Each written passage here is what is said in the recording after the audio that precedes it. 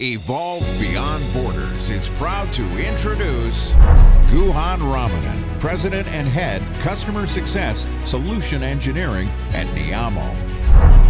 A GPHR certified professional, Guhan has over 2 decades of expertise in transforming an organization's HR infrastructure. He specializes in setting up and leading complex delivery organizations. Let's welcome Guhan as he shares his insights on Touchless Payroll, a reality in the making. Welcome to Evolve Beyond Borders, and very happy to have you here in this session where we're going to talk about Touchless Payroll. I think one of the greatest aspects that has taught us in the last 2 or 3 years, at least if anything, COVID has taught us that no touch is very important in all aspects of life. And we want to see if we can extend that thought process to payroll as well. Can payroll become as touchless as we hope everything else will become, right? So this session, we will explore what is touchless payroll and what is the reality behind touchless payroll. How far can payroll actually become touchless? Everybody is talking about touchless payroll. What exactly is touchless payroll?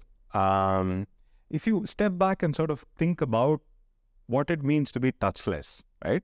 In the olden days, almost every process had several points of contact, several touches, so to speak. Today, a lot of different processes, whether you think of your email, your photographs, your music, there's literally, from start to finish, it's seamless, right? There's very little intervention that happens. Why can't it be the same for payroll? Right? Is the premise on which touchless payroll is built. We want to use this to deconstruct what touchless payroll actually means and to understand whether we can truly go touchless with payroll or will it actually end up becoming less touch payroll. Yeah? Let's take a closer look. But first, how does payroll actually flow? Right? Now, when you think about how payroll flows, there are 4 broad stages in the entire process, right? As you can see, stage 1 is what we call pre-payroll, right? Where there is pre-planning, input gathering and input validation as a process. So you want to plan, make sure you have a calendar in place, collect all of the inputs, validate all of the inputs and confirm that that looks okay. Then the second stage of the payroll is actually the payroll process itself, where you go from receiving the input to calculating payroll, which is a 0 to gross and then a gross to net. And then, of course, you control the output, you validate and confirm if they're okay, and then send it off for a sign-off. So that is where you convert the payroll inputs into the actual payroll output, right? The third stage of the payroll process is the actual payment, which is where the proverbial rubber hits the bank account, right? So this is where you translate all of the payroll output into tangible money from an employee perspective and then to statutory and then to government and so on and so forth. Then the fourth stage in payroll is where all of the post-payroll happens. When we say post-payroll, you have to make sure that the payroll is accounted for correctly. After all, it is the largest expense for an organization, quite a few organizations. You need to make sure that you're compliant across all of the different countries that you're operating in. All of the reports that need to go to the government, the statutory authorities, the bodies, etc. And then the internal reporting also that needs to happen. All of the standard reports that are published, the payroll analytics and what have you, right? So when you look at payroll, these are the 4 broad stages of how payroll actually flows, right? Now, in this session, I'd like to be able to take them stage by stage and talk about which of these are actually going to become touchless and which of these are going to be less touch, right? So let's take a closer look at these 4 stages. Let's take a look at the stage 1, what we call pre-payroll, right? What causes pre-payroll to slow down? You've got 3 key activities that need to happen in pre-payroll. The first is your pre-planning, right? Where you typically have a set of activities that you need to do as part of the plan for this pay period, right? what happened in the last pay period? What do we want to make sure that we take care of? Are there any special circumstances this pay period? Is there like a bonus? Is there like a statutory something coming up? So it's basically a planning session, which is a global best practice. Now, this planning session is typically held at a team level, depending on the size, of course, of the country and the team. But this is something that will still have to happen between people, so there is clean coordination around what needs to be done. Right? The second step in this, and which I would argue is probably the largest step in the payroll process, is very simply titled input gathering. Right? It's very deceptively titled because if you look at the different inputs that need to come in for payroll, you need to get employee data, typically from an HRIS. You need to get absence information. You need to get time information. You need to get benefits information. You need to get any manual inputs that are provided, one-time earnings, commissions, things like that, right? And then any corrections for the last pay period. So these come from so many different sources.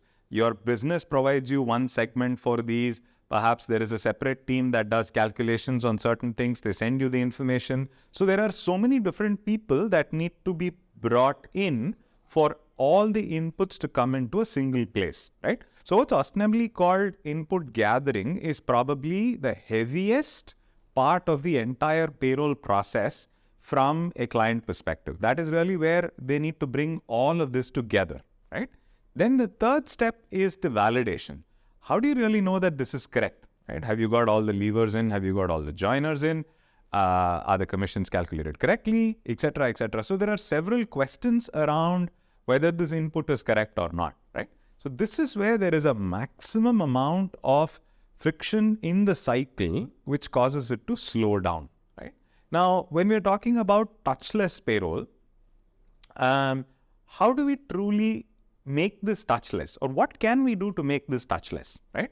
Some of it is obvious. For example, if you have a system that is holding this information, like your HRIS is holding your employee data, it is holding all of the changes that have happened to employee data, it is holding all of the regular compensation elements, which means your recurring compensation elements, or your regular compensation elements. If you have a time system or if you have an absence system, which can give what we call evaluated outputs, exactly how much of this time is overtime 1, overtime 2, and so on. If all of those can be fed in, then we can have a simple connection into the input collection process. So think about it, all the different people that are going to provide these inputs are going to be using a system based on their country, based on their department function, etc. And then you have that system talking to the payroll platform, right? So it's a simplified process where you're limiting the amount of overlap that needs to happen, or the amount of touches, so to speak, right? Instead of emailing this or putting it in a SharePoint, you actually have the ability to be able to send this directly system to system. It's probably the most fastest and the most efficient way to do this. Right? And in organizations that are able to do this, this constitutes about 90% of all payroll inputs. They can truly become touchless. But this requires ensuring that you have a system to collect all of these 4 or 5 pieces of information.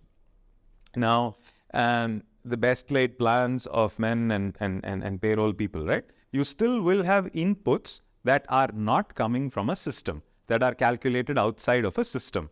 These are the manual inputs, right? And that's why you will see that there's a question mark around these. If you have the ability to eliminate manual inputs, you've put yourself in a phenomenal advantage when you're looking at a touchless payroll process. But if you still have manual inputs that need to come in, don't worry, there could still be options to make this cleaner. Because the biggest problem with manual inputs is simply that, it's manual, right? The probability of error increases, the probability that there is a problem with the input, it might get uploaded wrong, all of these increase. But if we have the ability to put in automated controls, right? Very strong automated controls, with the ability to be able to look at, once the system ingests the input, it pops up what it thinks are exceptions, right? For example, a lot of these exceptions can be driven by machine learning. over a period in time, all the exceptions that it throws up from rule-based validations, somebody can look at it and say, yep, this is an exception, or no, this is okay. I mean, this is a minor variation, that's fine. The system can learn and intelligently start bringing up exceptions, and over a period in time, the machine learning itself will allow you to be able to say, this is an exception, but they rarely have a problem with it, so they'll let it go, right? And to be able to do intelligent validations. So for example, if someone's overtime pops up at a fundamentally different level than the last time, it'll pop it up to say, hey, can you ensure that this input looks okay, or is there a problem with that input? So the intelligent validations, being able to have machine learning pop up exceptions and to have strong controls changes the game when it comes to inputs. Because now you have a far more streamlined process where you are managing by exception. You're not managing by rote, you're managing by exceptions, and these exceptions are derived intelligently, right? So this is what will reduce the amount of effort needed around the entire validation process. So if you look at the overall input process, if you have systems that can talk to each other and you have the ability to put in strong controls and automated validations, you're well on your way to truly making the input part of the payroll touchless. Now that you've taken a look at the inputs, let's get to what a lot of people think is payroll process, right? The actual processing of that input to go from, let's say, 0 to gross, and then gross to net, and then deliver a pay register, right? So those are the broad steps involved in the payroll calculation part of it, right? So, and to a large extent, in most modern organizations, this process is completely automated. We've got engines that are configured at a country level. So you have the inputs come in and they're able to go from 0 to gross and gross to net. We're able to do this in a matter of a few seconds for several thousand people because we have highly optimized country-specific engines, right? So this allows us to be able to run this entire process virtually touchless. The same way, once the payroll is completed, all of the output controls, all of the validations that are typically done are completely automated, right? Because remember, we have put in much stronger controls on the input side. So when the input comes in, it's probably quite clean. So on the output control side, we are doing the same kind of rigor and validations around ensuring that the output looks okay. And again, relatively speaking, with reference to the previous month's payroll, take a look at the trend to see if there's a material change, etc. And again, we manage it by exception, right? And this output, of course, is presented for sign-off, which is one more click. But this process of going from 0 to gross, gross to net to a pay register is probably 100% automated in most modern organizations. So this part of the payroll is easily touchless, right? So there's hardly any intervention that is required when you're running this payroll. And this is, if you have places where intervention is required here, then there is, of course, a fundamental challenge in how this process is done, right? And that is the first step that needs addressing. So if this part is automated, and this is what is called the low-hanging fruit, most easiest sort of automatable segment in this play, right? Which is the payroll process itself, right? So this is stage 2. When we're looking at the next stage, now that we've completed the payroll process, got the pay register and handed it off, the real action now starts, right? Or the tangible outputs from the payroll process start. In stage 3, where we're talking about payments, right? Now, there are several different ways this payment happens. Traditionally, it happens through a bank file where the funds have to be, you generate a bank file and then it goes to a bank, and then there is a debit and a credit where money moves from the employer account into the employee account.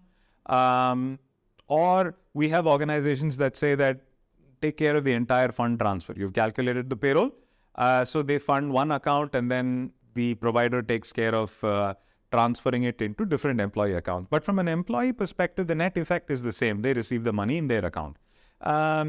if this is done through a traditional banking channel.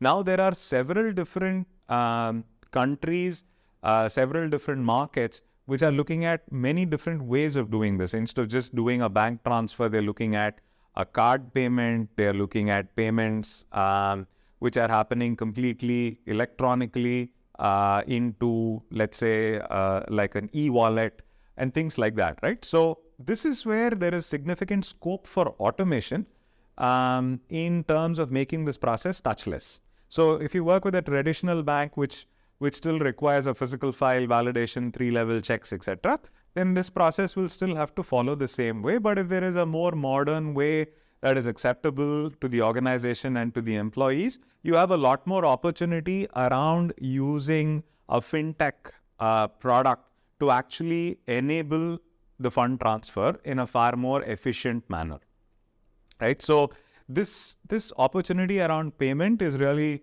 where all of the fintech world comes in, right? Payment companies and so on and so forth. So it's very ripe for becoming completely touchless, right? Then when you go to stage 4, after the payments are done, when all of the accounting has to happen, when you think about the first step in that, the payroll accounting, right? So you have organizational finance systems which could either require a manual general ledger file, a manual accounting file to be provided, or if the system so allows, you have the ability to be able to call an API and push the data directly into their finance system, right? So once the transaction or the payroll process is completed, the post-payroll part where the reports are happening, you have the ability to make it completely touchless, again as a function of the system of record for finance, right? So you can probably, if the system of record is acceptable to receiving a direct push instead of having to get a file and then upload it, validate it, etc., that makes the payroll process even more touchless, right? When we get to the next part, this is where things get a little more interesting around the statutory compliance. Then you're moving into the zone of third parties, which are not necessarily in your control. You're talking about government organizations, you're talking about statutory bodies who need to get reports, right? And when you throw in 180, 190 countries into the mix with different countries in the world at different levels of digitization, you broadly have 2 ways in which they would prefer to receive the data, digital or physical, right? And there is an intermediate around some parts are digital, some parts are physical. So if you consider this as a continuum, physical being one end of it, digital being the other end, there are quite a few countries that are tending towards more digital, and there are countries that are in the journey between physical and digital, right? Now, depending on where we are looking at doing this, some of these processes may still require physical paper, right? Physical, a chop that needs to be delivered, or a paper that needs to be physically handed into an office, or if there's a clarification, someone needs to go talk to someone to get some things done. The last few years, of course, have changed a lot of the conversation around this, right? The COVID has taught us that everything that we assumed required a physical interface may not necessarily require one. So the digital impetus of going away from physical towards digital is significantly pushed in the past 2 or 3 years around how governments receive this information, how statutory bodies receive this information. Again, it's a continuum, different people in different stages. So if we have a way, if the country supports it or if the authority supports it, and we have a way of pushing that data directly in, then we can make this part of this process touchless as well, almost entirely. And then the last part, which is the actual reporting, right? This lends itself almost instantaneously to touchless because the reports are predefined and they're all coming from specific places in the process. For example, if the report requires to show the total gross spent on payroll or the number of leavers, joiners. So these are all data points that are available within the entire payroll process ecosystem. And you have the ability to pick these up from different places, pull them together into a nice report, which is easy to visualize and understand. So this part is completely automated. So there is very little, involvement in making this any more manual or so on. So this is completely automated. And as organizations are moving towards global payroll, the analytics angle to reporting, right? Being able to pull this to be able to, say, for example, visualize the data better, be able to compare the data better. How does one department do versus another, cost of payroll in one country versus another. And to the third part of being able to forecast, if my payroll bill last month was this much, how much can it be next month? That is truly digital and truly touchless, right? So you have a mixed bag of possibilities across stage 3 and 4 around what can actually become touchless and what can actually become completely automated or will still require a physical intervention, right? Now we've looked at the 4 different stages. Let's take a quick look at if we can compare them and see what the overall status of touchless payroll looks like. Okay, so we looked at the 4 stages of payroll and we compared and contrasted each of them to see what we can actually achieve with them. What if we put them all together, right? Think about it. When we're talking about touchless payroll, can we completely make it touchless? Partially touchless? It's going to stay exactly the way it is. So if you think about these 3 sections or these 3 columns, and then let's take a look at all of the different stages that we looked at, right? For all of the multi-system inputs that we spoke about, it can become completely touchless. It's a system-to-system conversation, so we're good to go, right? For all of the manual inputs, we can perhaps make it partially. So whatever is manual, if we have the ability to be able to manage it, automate it, templatize it, verify it, we can probably partially ensure that it is touchless. If we have the way to bring it in completely through a system, then we're good to go, right? From a validations perspective, it can be completely automated, right? It can become completely touchless because you can build in rules and now you can even add in machine learning so that if there are exceptions to rules, the system starts learning what it needs to look for and it doesn't have to be hard-coded as a rule, right? The country-specific calculations or the actual payroll process itself can be completely touchless. When it comes to payments, we believe that depending on the organization, depending on where you are in that spectrum, it can be partially automated. The bank file generation, of course, is completely automated, but there is a pause in that entire process between when the file is generated to when it is actually delivered and so on, right? Now, when it comes to the accounting or the GL, that entire process can be completely automated because you have a GL file that is available, and even if there is one step in pushing that, that's fine, but if not, you have the ability to push it straight through, right? When it comes to all of the post-payroll activities around compliance, it's still a mixed bag. I'd say it is probably between partially and it stays as it is, depending on the country, depending on where they are in the entire ecosystem, right? So if you step back to look at what we actually can make touchless payroll, it presents very exciting possibilities and offers immense potential. To a large extent, it will depend on how digital your organization is. And I'm not just talking about one part of the process, the entire organization. How close to a system can you get? How efficiently can people use that system and then bring it over from a payroll process perspective? That is really what is going to drive the entire touchless payroll experience.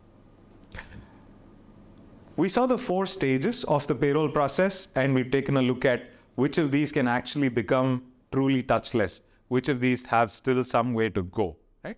Hopefully this has opened the curtains a little bit around what everybody affectionately calls touchless payroll and given you a little more perspective on how we're thinking about it and where we believe this is actually going, right?